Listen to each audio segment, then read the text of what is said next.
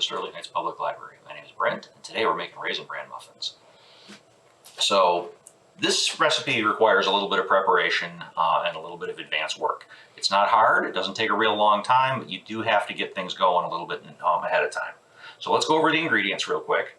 We're going to need some raisin bran. The recipe does specify Kellogg's. I don't see any reason why a different brand wouldn't work, but if you're trying it out for the first time, I'd stick with the one that it mentions.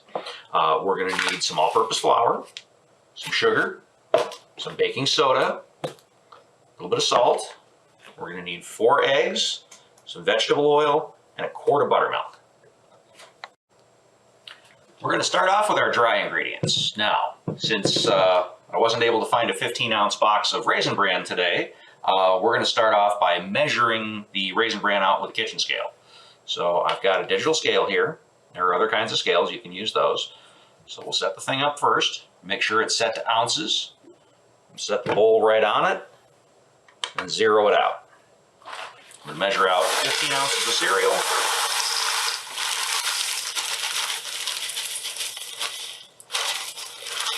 And there's 15 right there. So we got that.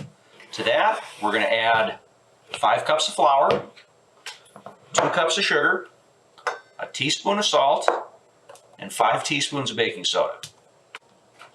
We've got the dry ingredients together, so we're going to start with the wet ingredients now. So we've got 4 eggs. We're going to crack those into a large bowl. I'm using a big measuring cup here because this holds as much as I need and gives me nice high sides so I can mix everything together without slopping it all over the place.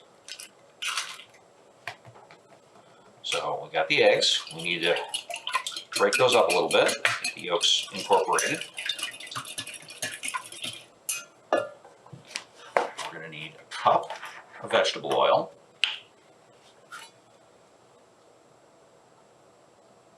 I would stick with something neutral, you know, just regular vegetable oil or canola, corn oil should work. I would not use olive oil. And then I got 2 pints of buttermilk here. We do need a quart, so if you can't find it in a quart, buy 2 pints.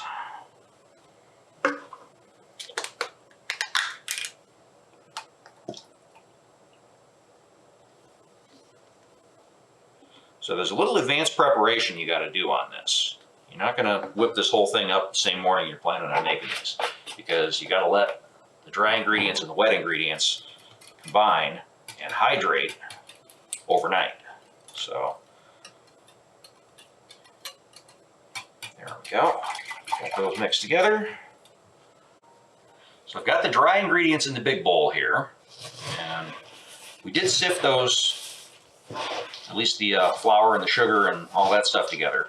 But it's not a bad idea to give it a little bit of a turn with a rubber spatula before you get going on this, just so that everything's kind of in there together. Okay, so we got that, and then we're going to take those wet ingredients and we're going to pour them in. You scrape down the side of your container here and get all of it. Now, if you're thinking to yourself, raisin bran muffins, ooh, eek. No, these are good. They're not super heavy. They got a little bit of sweetness to them. These are not the ones that are just healthy.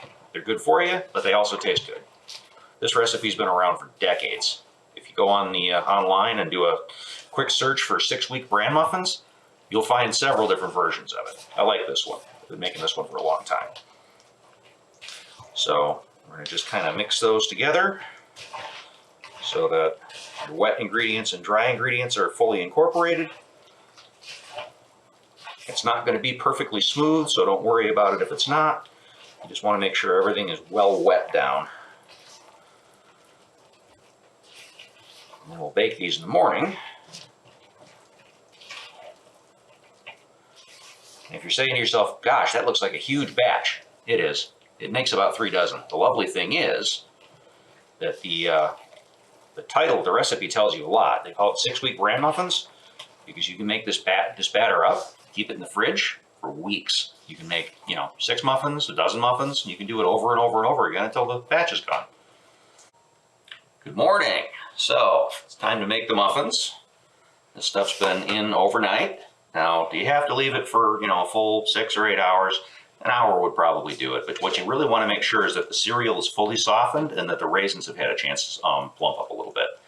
So I've got a muffin tin here. You don't need muffin papers if you're gonna, grease up your tin well, or if you've got a non-stick muffin tin, which is really nice. But muffin papers do come in handy. I'm going to use a scoop. You could use spoons if you want to. I'm usually going to aim for these things to be about 2/3 full. This scoop is closer to a full cup. So these are going to poof up a little bit more, and they're going to probably take a little bit closer to the long end of the time on these. Recipe says 15 to 20 minutes. These are probably going to take the full 20. And I'm only going to make about 6 of them this morning.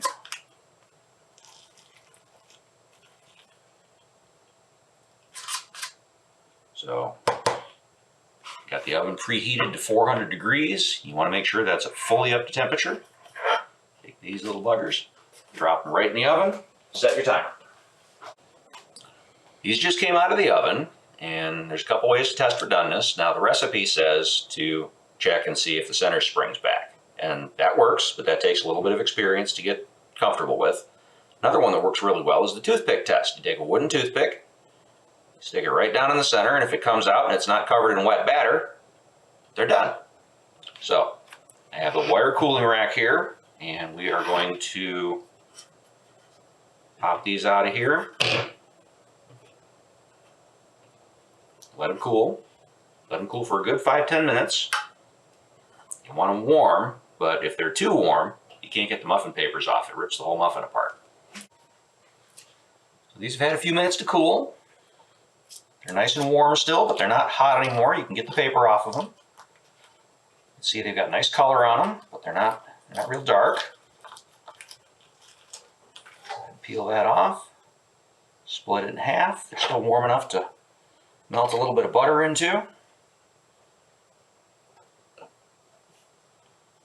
And I like this recipe a lot. They're sweet enough to taste good, but not icky sweet. They've got nice texture, but they're not heavy. There's a little bit of chew to them. They got a little bit of tang from the buttermilk in there. The raisins are nice and fat and plump. Give them a try.